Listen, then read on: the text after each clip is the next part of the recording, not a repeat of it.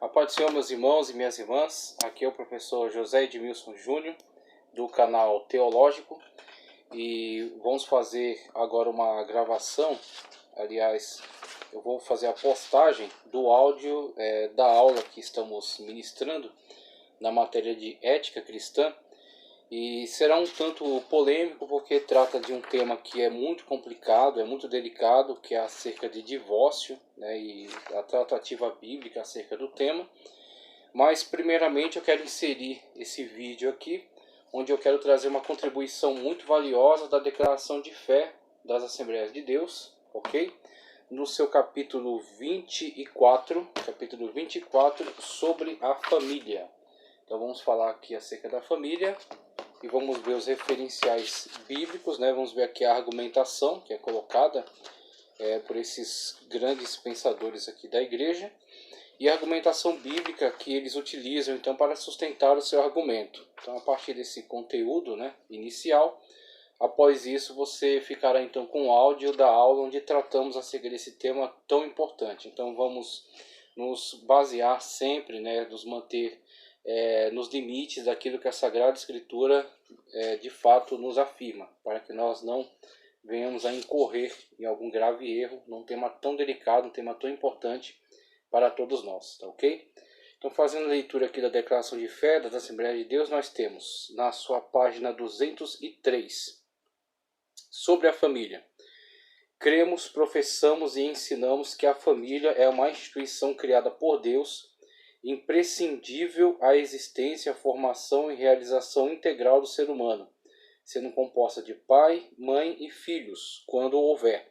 Pois o Criador, ao formar o homem e a mulher, declarou solenemente: portanto, deixará o varão o seu pai e a sua mãe apegar-se-á à sua mulher, e serão ambos uma só carne, conforme Gênesis 2:24.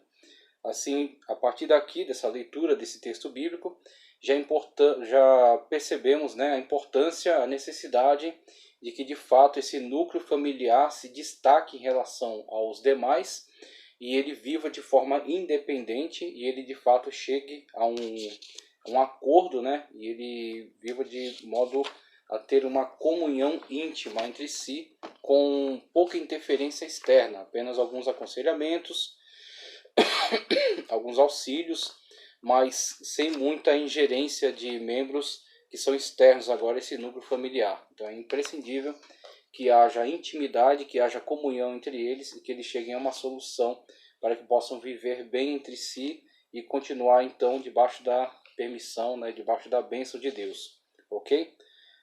Dando sequência, demonstrando a sua conformação heterossexual, falamos bastante disso na matéria de antropologia, ok? Antropologia bíblica, tratamos acerca dessas questões.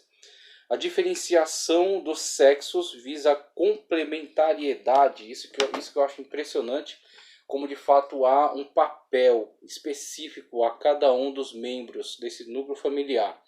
O homem, tá certo, com as suas próprias características e a mulher também com as suas características peculiares, sem falar em superioridades ou inferioridades, mas sim em missão, né? Estando então ambos imbuídos dessa missão de constituir essa família que é a célula-mãe de toda a sociedade. E assim eles se complementam. E quando falamos acerca de autoridade, estamos falando de ordem na família, porque tudo precisa ter ordem, precisa ter direção, ok? Então cada um cumprindo o seu papel de forma correta, poderá então trazer maior felicidade, maior estabilidade a esse núcleo familiar. Então é disso que estamos falando, quando falamos acerca de autoridade. Autoridade do homem, também a autoridade da mulher, mas ambos aí vivendo debaixo daquilo que é definido pela Sagrada Escritura, ok? O padrão bíblico que de fato traz a segurança que tem demonstrado ao longo dos séculos ser a única forma viável de existência humana, de existência do núcleo familiar e, consequentemente, de existência de uma sociedade sadia. Uma sociedade que, de fato, constrói uma coletividade que pode viver em respeito e em harmonia. Fora isso, nós temos visto caos e destruição.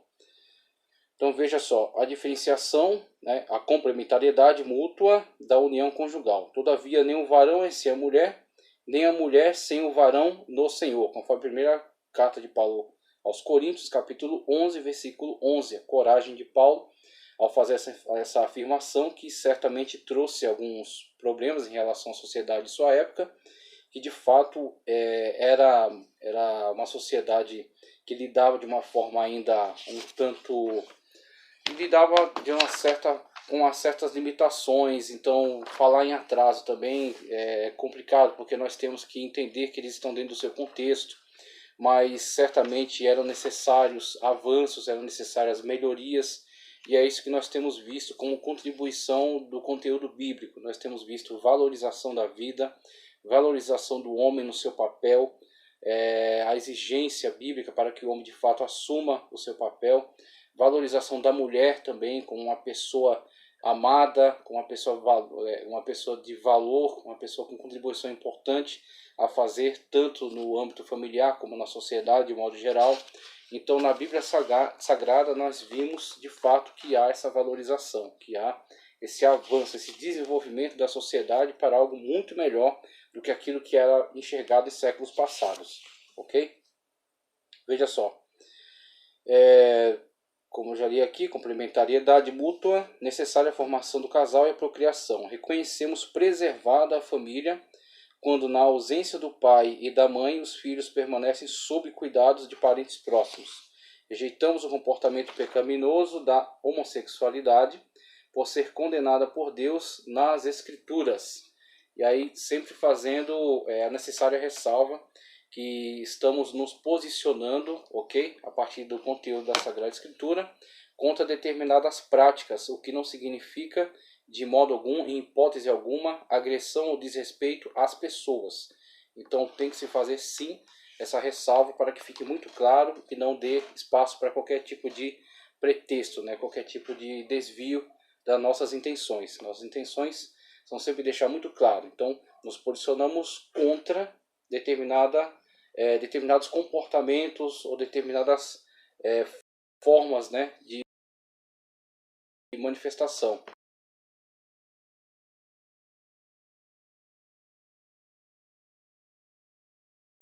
Incentivando o ataque, incentivando o desrespeito, ou dizendo que nós não amamos tais pessoas. Pelo contrário, a própria palavra de Deus é que exige de nós que nós manifestemos este amor até em relação aos inimigos. Então, mesmo não concordando com as práticas, nós amamos e respeitamos todas estas pessoas, ok? Então temos que deixar muito claro todos esses pontos aqui. Bem, como qualquer configuração social que se denomina família, cuja existência é fundamentada em prática, união ou qualquer conduta que atenta contra a monogamia e a heterossexualidade, consoante o modelo estabelecido pelo Criador e ensinado pelo Senhor Jesus Cristo. Agora, o ponto 1, aqui lemos o cremos, tá certo? Que é a abertura desse capítulo, desse tema. O ponto 1 agora dele, o casamento e a união matrimonial. Veja só. A instituição criada por Deus que tem por princípios reguladores e estruturantes a monogamia, casamento, tá certo? Entre um homem e uma mulher. Monogamia e heterossexualidade. Ok? Então, mesmo que há casos, né, de poligamia, todavia não são o padrão. Então, existem em decorrência aí, muitas das vezes, da dureza do coração dos homens, dos seus defeitos, né? A sua necessidade ainda de passar por um processo de aperfeiçoamento, de evolução espiritual, e até de algumas situações em que se tornaram necessárias. Mas, na verdade, o padrão ideal é a monogamia e heterossexualidade, conforme afirmado nas Sagradas Escrituras. Portanto, deixará o varão seu pai e a sua mãe e apegar-se-á a sua mulher, e serão ambos uma carne. Gênesis 2:24. E a heterossexualidade. Ele, porém, respondendo, disse-lhes: não tendes lido que no princípio o Criador fez macho e fêmea? Macho e fêmea. Mateus 19:4. Pelo casamento, um homem e uma mulher por livre consentimento. Olha só os pontos que se destacam aqui já. Então tome muito cuidado com certos movimentos que têm surgido dentro do meio evangélico, e alguns deles ludibriando as pessoas e coagindo as pessoas a se deixarem levar por certas influências, como por exemplo alguns que em vez de analisarem e orarem a Deus e buscarem aí uma orientação, muitas das vezes, de pessoas idôneas, eles se deixam levar por certos adivinhões, certos falsos profetas que existem por aí, tentando assumir um papel, de certa forma, casamenteiro nos grupos evangélicos. Então você vê um grande risco nisso, porque o casamento é para a vida, o casamento é muito sério. É a instituição mais importante da sociedade. É a primeira instituição criada por Deus na raça humana. A partir dela você vê surgirem todos os componentes da sociedade. Mesmo o pior bandido, ou o brilhante cientista, ou o grande jurista, todos eles, em algum momento, estavam incluídos no seio familiar e sofreram grande influência deste meio. Então tudo começa do núcleo familiar. Assim sendo, a união tem que partir de oração, de análise, de inteligência, ok? De bom aconselhamento de pessoas idôneas, pessoas que possam de fato, que têm moral e que têm referencial para trazer esse aconselhamento, e não de invencionice ou de simplesmente falsa profecia, né, que nós temos visto por aí, ou de até irresponsabilidades de pessoas que se relacionam com outras em função de atração, apenas atração pelo físico, ou algum tipo de sentimento arrebatador que possa os tomar, mas que não necessariamente os conduzem a uma reflexão inteligente sobre a decisão que estão tomando. Então isso não é seguro, isso não é correto. Veja só, pelo casamento, vamos lá, continuando.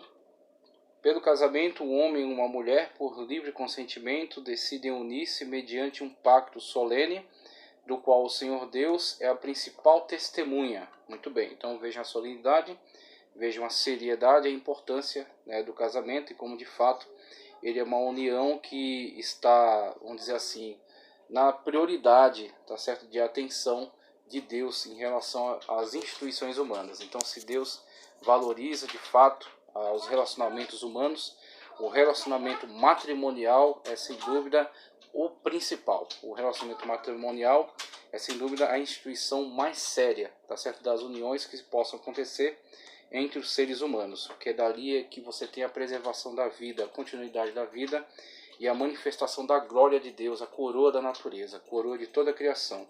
Então as pessoas têm que se conscientizar e levar muito a sério essa instituição. E a igreja se preparar para instruir cada vez melhor, né? Dar cada vez mais atenção à instrução dos jovens, aqueles que estão em fase de namoro, aqueles que estão no noivado, aqueles que já se casaram, para que haja manutenção então desse relacionamento e fortalecimento das famílias.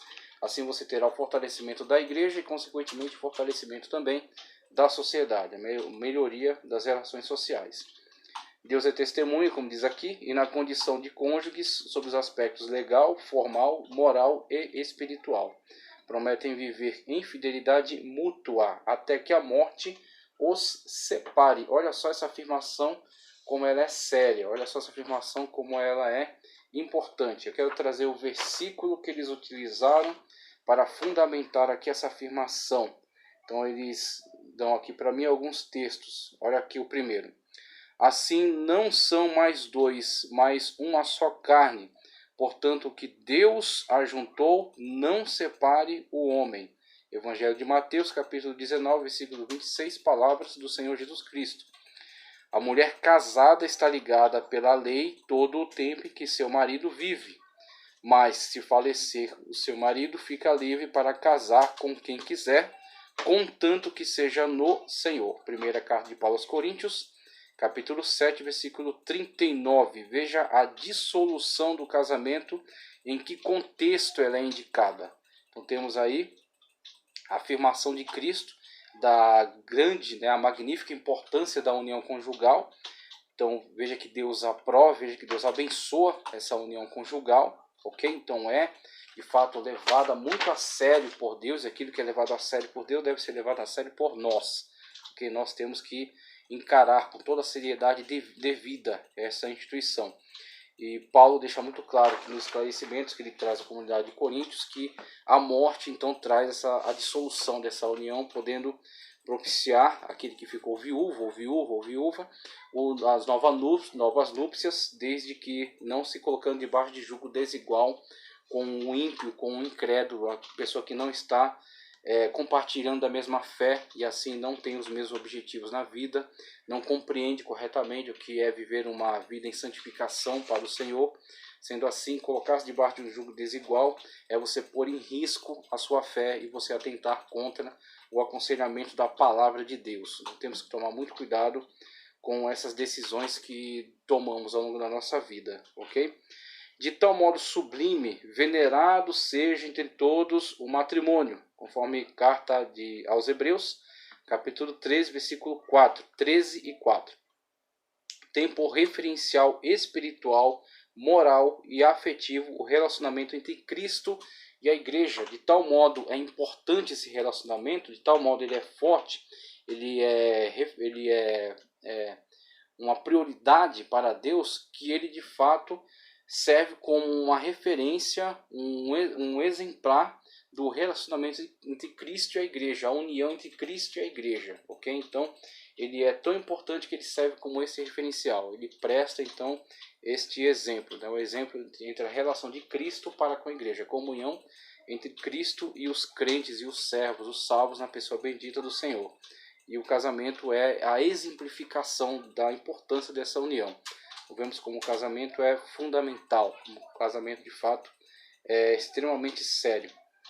Vejamos aqui, o casamento tem por propósitos a instituição da família matrimonial, compensação mútua do casal, ele indica aqui outros versículos que eu quero fazer a leitura, para que nós vejamos como eles estão fundamentando essa argumentação. Ele cita aqui, o coração do seu marido está nela confiado, e a ela nenhuma fazenda lhe faltará. Provérbios 31, 11. Ele fala compartilhamento de sentimentos, compartilhamento de emoções, compartilhamento de bens, um compartilhamento total, uma vez que estão unidos e são ambos uma só carne. Não é mais tanto o eu dele e o eu dela, mas sim o nosso. O nós é muito mais importante do que o eu a partir deste momento. Então vemos um compartilhamento total. O marido pague à mulher a devida benevolência e da mesma sorte a mulher ao marido. A mulher não tem poder sobre o seu próprio corpo, mas tem o marido. Então, primeiramente está esse chamado pagamento de benevolência, que é um eufemismo aplicado na tradução e que está relacionado, sim, dentre as necessidades, né, as necessidades sentimentais, de companheirismo, no âmbito sexual. Então, atendendo todas essas necessidades de forma devida, né, para que possam estar vivendo em comunhão. Veja aqui, ele também traz outros textos. Aqui, que a mulher, o corpo da mulher, não tem poder sobre o seu próprio corpo, mas sim o marido. Então, até aqui, quando vemos esse tipo de frase do apóstolo Paulo, pode nos parecer assim, principalmente para as pessoas da época, muito normal essa afirmação. Pode nos parecer, na verdade, para nós e para os cidadãos da época, algo tranquilo de se afirmar. Então, os cidadãos gregos da época, ao ler esse texto aqui, uma vez na forma como a sociedade deles estava organizada, né, a forma como eles entendiam o matrimônio, isso para eles era tranquilo. Agora, vemos aí na segunda parte dessa afirmação um ato de muito compromisso com a verdade bíblica e de muita coragem do Paulo em fazer tal afirmação. Veja, mas tem o marido, muito bem. E também da mesma maneira o marido não tem poder sobre o seu próprio corpo, mas tem-no a mulher. Não vos defraudeis um ao outro, senão por consentimento mútuo, por algum tempo, para vos aplicardes à oração, e depois ajuntai-vos outra vez, para que Satanás não tente pela vossa incontinência. Então, quando Paulo tem a coragem de afirmar que quem tem poder sobre o corpo do homem é a sua esposa, da mesma forma como tem poder um homem sobre o corpo da sua esposa tem poder sobre o seu corpo, aí temos uma afirmação de muita coragem, muito comprometimento com a verdade bíblica. Porque geralmente o conceito era que a mulher estava totalmente subjugada em obrigações para com seu marido, mas o seu marido não tinha as mesmas obrigações para com sua esposa. E a Bíblia Sagrada desmentiu este equívoco, este engano. O homem tem compromisso, tem que honrá-la, tem que respeitá-la e tem que ser fiel. A Bíblia Sagrada deixa essa verdade muito clara, deixa essa verdade de uma forma muito objetiva, colocada diretamente, sem passar um pano e sem arrodear, né? Coloca isso da maneira como é. Aquilo que o Senhor inspirou Paulo a de fato afirmar e ensinar. E Paulo certamente teve que pagar o preço por esses ensinamentos, mas se manteve firme e de fato contribuiu no estabelecimento de famílias que estavam ali unidas para a glória de Deus, respeitando mutuamente homem à esposa, homem à mulher, esposa ao esposo, né, a mulher para com o homem. Esse relacionamento, esse respeito e esse comprometimento de fidelidade entre ambos. Seguindo aqui, então a compensação mútua do casal, procriação, né? Temos aí tanto essa questão do sexo como uma forma de afeto e também sexo como procriação, né? Para essa família poder dar continuidade, ok? O auxílio mútuo, a continência, né? Quando eles então de comum acordo se mantêm tanto separados para a consagração à oração, então ele prevê também essa possibilidade, ok? E satisfação sexual, o que na Bíblia Sagrada é totalmente tranquilo, principalmente dentro da vida matrimonial, é afirmado de uma forma totalmente natural, porque o sexo foi criado por Deus para haver de fato esta afetividade, esta maior união entre o homem e a mulher, para que eles de fato estejam ligados de uma forma intensa e de uma forma respeitosa e amorosa. Entendemos que o homem é unido sexualmente à sua esposa como resultado do amor conjugal, não só para procriar, mas também para uma vivência afetuosa, agradável e prazerosa. Seja bendito teu manancial e alegre-te com a mulher da tua mocidade. Olha só a orientação, né? O direcionamento aqui do texto sagrado, Provérbios 5,18. Dentro dos limites do uso natural do corpo e da pureza e da santidade, reconhecemos o casamento civil e o religioso com efeitos civis, agora a ressalva, desde que seja realizado entre pessoas só retornar aqui para não deixar sem entendimento, e o religioso com efeitos civis, desde que não afrontem os princípios bíblicos, primeiramente, desde que não afrontem os princípios bíblicos, e, em especial, para finalizar, a deserção por parte do cônjuge descrente. Mas se o descrente se apartar, aparte-se, porque neste caso o irmão ou a irmã não está sujeito à servidão, mas Deus chamou-nos para a paz. Deus chamou-nos para a paz. 1 Coríntios, esclarecedor. Veja, é a referência 17 aqui. Mas se o descrente se apartar, aparte-se, porque neste caso o irmão ou irmã não está sujeito à servidão, mas Deus chamou-nos para a paz. 1 Coríntios, capítulo 7, versículo 15. Então ele está tratando aqui, nós temos que olhar sempre conforme a intenção do autor, ele está tratando aqui das situações em que a pessoa vem para o evangelho e já estava casada.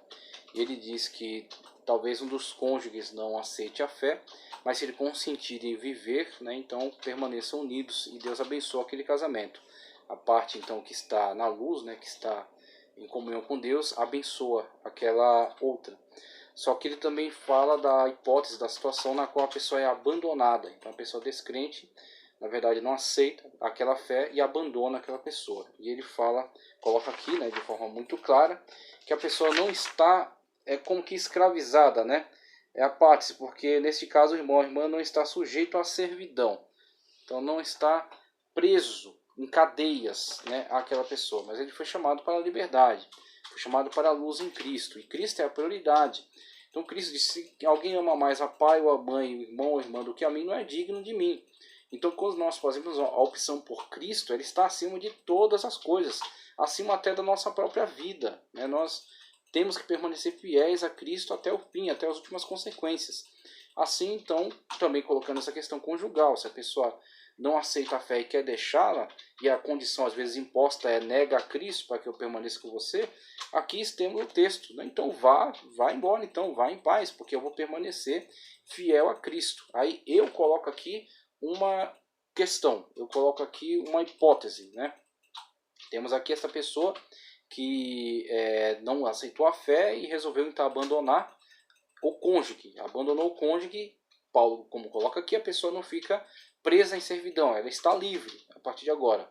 Eu compreendo, eu entendo que esse texto me conduz ao entendimento, uma vez que ele é uma das hipóteses aqui para a dissolução do casamento, para o divórcio, como colocado aqui na própria leitura do texto, né, do cremos, da declaração de fé, deixa então livre a pessoa para novas núpcias, né, a morte, a prostituição, o adultério, né, ou o abandono por parte de cônjuge descrente. Agora, eu coloco aqui uma opinião pessoal. Se este irmão que dizia estar servindo a Deus, que dizia estar em obediência ao Senhor Jesus Cristo, só que em flagrante desobediência ao Senhor Jesus, ele abandona este irmão ou esta irmã, podemos pensar, podemos imaginar que talvez ele não tenha se convertido verdadeiramente, que talvez ele não tenha abraçado a fé de uma maneira genuína, e que ele estivesse fingindo, muitas das vezes, estar servindo a Deus, que ele estivesse fingindo ter alguma comunhão, algum respeito pela palavra de Deus, mas que talvez não o tivesse. Então, no meu entendimento, entra nesta qualificação aqui, da pessoa que foi abandonada por cônjuge que na verdade não tinha professado uma verdadeira, uma genuína fé no Senhor Jesus Cristo. Porque alguém que age em flagrante desobediência à sua palavra, à sua sagrada escritura, não creio eu que essa pessoa está na fé. Então, se o Senhor Jesus Cristo disse que estas são as hipóteses para a separação e ela passa por cima disso, ela está servindo a quem? Uma vez que o Senhor Jesus Cristo disse: se vós quereis ser meus amigos, ou seja, quer ter alguma proximidade comigo, um relacionamento comigo, vocês têm que fazer o que eu mando, porque Ele é Senhor e nós somos servos. Nós somos chamados para filhos por adoção, pela sua misericórdia, pela sua graça, mas como os apóstolos, os discípulos se comportavam, como servos, e Ele, o Senhor Jesus Cristo, o único como Senhor. Então, se eu não entendo o senhorio de Cristo sobre a minha vida, na verdade eu não sou o seu servo e eu não tenho nenhuma comunhão com Ele. Então, a pessoa que abandona o seu cônjuge, tá certo? E o deixa nessa situação na igreja e parte aí para um novo relacionamento em desobediência à palavra de Deus, não vejo essa pessoa como servo, como a serva de Deus. E na verdade este que foi deixado, eu entro no entendimento daquilo que Paulo nos trouxe aqui na primeira carta que ele escreve a Coríntios, capítulo 7, versículo 15, que a pessoa não está sujeita à servidão, mas que ela foi chamada. 67, divórcio. Vamos lá. Vixe, não é bom não, mas precisa falar, né? Divórcio. O divórcio. A Enciclopédia Histórico-Teológica da Igreja Cristã define a palavra divórcio da seguinte maneira. A palavra divórcio, na frase termo de divórcio, relaciona-se com a palavra usada para derrubar árvores e até mesmo decapitar. Indica o corte total daquilo que no princípio foi uma árvore. Então vai desligar, né? Vai separar. Definição: o divórcio é uma forma de eliminar por meio de um rompimento total, um tratado, um pacto, um relacionamento, um casamento. E aí você tem o princípio magno, né, da questão da união entre homem e mulher, através da palavra do nosso Senhor Jesus Cristo, que é o nosso exemplo maior, né, que é o nosso mestre, ok? Então Cristo diz que não é o homem não deve separar, ou não é aconselhável, não é esperado que o homem separe aquilo que Deus uniu. Então o divórcio, ele vem como um prejuízo, como um mal, tá ok? Causando então a ruptura daquela união que foi o projeto perfeito de Deus entre homem e uma mulher, que se torna uma só carne, e a partir dali vão gerar, né, os frutos, que são os filhos, frutos dessa união, constituindo o núcleo familiar, que é a base de toda a sociedade, porque todos os integrantes atuais da sociedade tiveram origem em um núcleo familiar, em um seio familiar. Então, esse sistema, que é o sistema perfeito de funcionamento da natureza, ele, se praticado num âmbito de respeito, se praticado num âmbito de devoção a Deus, ele pode constituir uma sociedade forte e saudável. Só que devido às diversos problemas que foram acarretados por falta de comprometimento, engano, muitas das vezes mudança, né, de ideais, então isso vai minando aquela comunhão, vindo então muitas das vezes a opção do divórcio como solução, o que na verdade em muitos dos casos acarretou em outros problemas, acarretou em outros tipos de prejuízos, principalmente quando há filhos, né, que vivenciando essa situação de divórcio, muitas das vezes observam os pais se degradando, se acusando mutuamente, e muitas das vezes acabam sendo abandonados afetivamente e às vezes até abandonados financeiramente. Então você tem aí toda uma desestabilização da sociedade com isso. Você tem uma sociedade forte com famílias fortes. Você tem uma sociedade desestabilizada, doente, né? Uma sociedade em declínio com a destruição exatamente do núcleo familiar. E aí a questão é fundamental. A questão é de urgente importância. E a igreja, o posicionamento dela tem que ser veemente. O posicionamento da igreja tem que ser, vamos dizer assim, de uma dedicação muito grande à temática.